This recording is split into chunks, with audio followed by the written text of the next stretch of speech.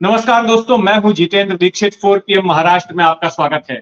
महाराष्ट्र की एकनाथ शिंदे सरकार में मराठा बनाम ओबीसी की लड़ाई अब इस हद तक पहुंच गई है कि मंत्रिमंडल के एक नेता छगन भुजबल ने इस्तीफे की पेशकश कर दी है और कहा है कि अगर सरकार उनसे कहेगी, मुख्यमंत्री उनसे कहेंगे, उनकी पार्टी उनसे अगर कहेगी तो वो इस्तीफा देने के लिए तैयार हैं। दरअसल जब मराठाओं को आरक्षण देने का ऐलान किया महाराष्ट्र सरकार ने और ये कहा कि ओबीसी कोटे के तहत उनको आरक्षण दिया जाएगा, तो उसके बाद से तमाम ओबीसी के संगठन वे सरकार के विरोध में खड़े हो गए हैं और उनका कहना है कि अगर ओबीसी के कोटे से मराठाओं को आरक्षण दिया जाता है तो इससे ओबीसी कोटे में कटौती होगी और अगर मराठाओं को आरक्षण देना है तो अलग से दिया जाए। इसके अलावा जब कुछ हफ्ते पहले मनोज जरंगे पाटिल अनशन पर बैठे हुए थे सरकारी नौकरियों और शिक्षा में आरक्षण की मांग को लेकर, तो उस दौरान महाराष्ट्र के कई इलाकों में हिंसा हुई थी, कई राजनेताओं के घर पर तोड़फोड़ हुई, आगजनी हुई, कई प्रतिष्ठानों को, दुकानों को भी जो है आग के हवाले किया गया था, उनमें तोड़फोड़ हुई थी। तो ऐसे में कई ओबीसी नेता सामने आए और उन्होंने कहा कि इस आंदोलन के दौरान उनको टारगेट किया जा रहा था। छगन भुजबल जो कि शिंदे सरकार में एनसीपी से, अजीत पवार वाली एनसीपी से नागरिक आपूर्ति मंत्री हैं, उन्होंने भी उस हिंसा के खिलाफ आवाज उठाई और जो सरकार का रवैया था इस पूरे मामले में, उस पर उन्होंने खुद सवाल खड़े किए अपनी ही सरकार पर और यहां तक बयान दे डाला कि क्या सरकार ओबीसी आरक्षण खत्म करने की साजिश कर रही है। और जिस तरह से पुलिस इस मामले में एक्शन नहीं ले पाई थी, उसको लेकर भी छगन भुजबल ने अपनी ही सरकार से सवाल खड़े किए। उनके इस तरह से बयान देने के बाद में जो ओबीसी के नेता हैं, उनके टारगेट पर छगन भुजबल आ गए और फिर लगातार उनके खिलाफ मनोज जरंगे पाटिल बयान देने लग गए। मनोज जरंगे पाटिल इस वक्त राज्य के अलग अलग इलाकों में घूम घूम कर मराठा आंदोलनकारियों की रैली ले रहे हैं और इन रैलियों में वो सीधे सीधे छगन भुजबल को टारगेट कर रहे हैं। छगन भुजबल ने जो बयान दिया था उसके बाद खुद शिंदे कैबिनेट के ही एक दूसरे मंत्री उनके खिलाफ खड़े हो गए, जो कि शिंदे की पार्टी से हैं, शंभूराजे देसाई।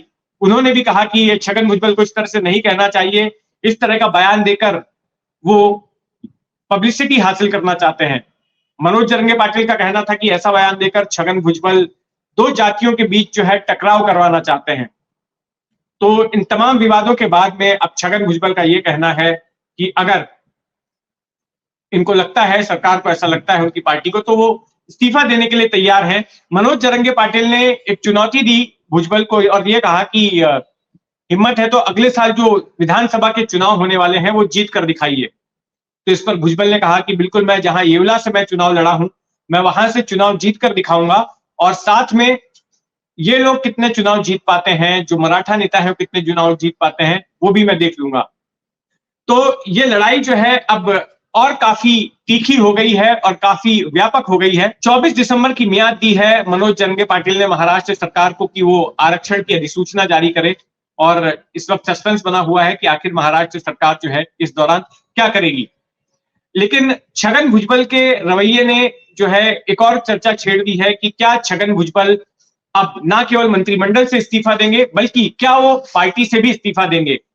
अजीत पवार ने जब इसी साल बगावत की तो एनसीपी को छोड़कर छगन भुजबल भी अजीत पवार के धड़े में आ गए, अजीत पवार वाली एनसीपी में आ गए और राज्य के मंत्रिमंडल में मंत्री बनाए गए। एक नजर डालते हैं छगन भुजबल के राजनीतिक करियर पे। छगन भुजबल अपने राजनीतिक करियर में 4 अलग अलग पार्टियों से जुड़ चुके हैं।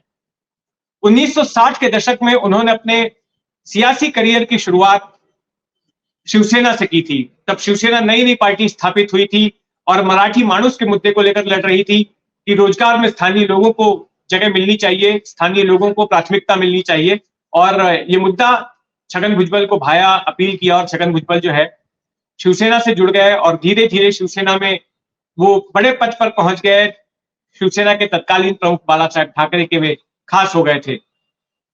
लेकिन 1990 के दशक में कुछ ऐसा हुआ कि उनको लगा कि शिवसेना में जो है उनकी ग्रोथ थम गई है और उनको जो है दरकिनार किया जा रहा है, साइडलाइन किया जा रहा है और उनकी जगह पर मनोहर जोशी जो दूसरे बड़े नेता थे और बालासाहेब ठाकरे के खास थे, उनको ज्यादा तरजीह मिल रही है। खास करके जब मंडल आयोग ने अपनी सिफारिशें जारी की तो ऐसे में बाला साहब ठाकरे ने उसके खिलाफ बयान दिए थे, मंडल आयोग की सिफारिशों के खिलाफ। तो छगन भुजबल को वो बात खटक गई थी, क्योंकि छगन भुजबल ओबीसी समुदाय के एक बड़े नेता हैं, और ऐसे में जो बयान बाला साहब ठाकरे ने दिया था वो उनको लगा कि सही नहीं था, और उनकी बाला साहब ठाकरे से अनबन हो गई। और इसके साथ ही जब शिवसेना सबसे बड़ी पार्टी बनकर उभरी 1990 के दशक में महाराष्ट्र विधानसभा में, तो छगन भुजबल को यह लगा था कि बाला साहब ठाकरे उनको विपक्ष का नेता बनाएंगे, लेकिन भुजबल के बजाय बाला साहब ठाकरे ने मनोहर जोशी को विपक्ष का नेता बना दिया, और छगन भुजबल को वापस से बीएमसी की राजनीति करने के लिए भेज दिया गया, उनको मुंबई का महापौर बनाया गया। तो इन तमाम बातों से उनकी नाराजगी चल रही थी, और इस नाराजगी पर गौर किया शरद पवार ने, जो उस वक्त कांग्रेस में थे, और शरद पवार ने बाद में उकसाया छगन भुजबल को कि वो शिवसेना से बगावत कर लें, और इस तरह से शिवसेना में पहली बगावत हुई छगन भुजबल ने जिसको किया था। और छगन भुजबल शिवसेना को छोड़कर अपने साथ करीब 18 विधायकों को साथ लेकर वो कांग्रेस में आ गए थे, और फिर उसके बाद वो शरद पवार के साथ में रहे। 1999 में जब शरद पवार ने कांग्रेस को छोड़ दिया और एनसीपी पार्टी बनाई, तो फिर उनके साथ छगन भुजबल भी आ गए शरद पवार के साथ में, कांग्रेस को छोड़ के। इस तरह से भुजबल ने अपने करियर की दूसरी राजनीतिक पार्टी ज्वाइन की। 1999 में छगन भुजबल को शरद पवार ने महाराष्ट्र का गृह मंत्री बनाया, साथ में उप मुख्यमंत्री बनाया, और बाद में जब वो तेलगी घोटाले में फंसे, उनका नाम आने लग गया, तो उसके बाद उनको उस पद से हटा भी दिया गया था। फिर उसके बाद 2004 के चुनाव में भी उनको मंत्री पद मिला, 2009 के चुनाव में भी उनको मंत्री पद मिला। इस बीच उसके बाद वो महाराष्ट्र सदन के घोटाले में फंस गए और उनको जेल जाना पड़ा। इन्फोर्समेंट डायरेक्टरेट ने उनको गिरफ्तार कर लिया। इस तरह से जो है छगन भुजबल 2 साल के बाद फिर बाहर आए, लेकिन उसके बाद भी वो राजनीति में सक्रिय रहे। और इस साल जब एनसीपी में बगावत हुई, तो फिर छगन भुजबल जो है बागी धड़े के साथ में आ गए, यानी कि अजीत पवार के साथ आ गए, और जो महाराष्ट्र में शिवसेना बीजेपी की सरकार थी उसमें शामिल हो गए। लेकिन अब ये बात कही जा रही है कि अगर छगन भुजबल इस्तीफा देते हैं मंत्री पद से, तो ये भी हो सकता है कि वो एनसीपी अजीत पवार गुट से भी इस्तीफा दे दें। और ये चर्चा चल रही है, मनोज जरंगे पाटिल ने ऐसा आरोप लगाया है कि छगन भुजबल बीजेपी ज्वाइन कर सकते हैं, बीजेपी से जुड़ सकते हैं। और यही बात जो है संजय राउत, जो शिवसेना उद्धव ठाकरे गुट के नेता हैं, वो भी यही कह रहे हैं कि छगन भुजबल बीजेपी ज्वाइन कर सकते हैं, बीजेपी में जा सकते हैं। हालांकि भुजबल की ओर से ऐसा कोई आधिकारिक बयान नहीं आया है, और ना ही भुजबल ने ऐसे संकेत दिए हैं कि वो बीजेपी की तरफ जा रहे हैं। लेकिन जिस तरह के सियासी घटनाक्रम राज्य में हो रहे हैं, तो ऐसे में कहा नहीं जा सकता कि भुजबल किस करवट बैठेंगे, और इस आशंका से भी इनकार नहीं किया जा सकता है। तो महाराष्ट्र की राजनीति में जो कुछ भी होगा उस पर हमारी नजर बनी रहेगी। आप भी अपनी नजर बनाए रखें 4 PM महाराष्ट्र पर, और अगर आपने अब तक इस चैनल को सब्सक्राइब नहीं किया है तो सब्सक्राइब कर लें। धन्यवाद।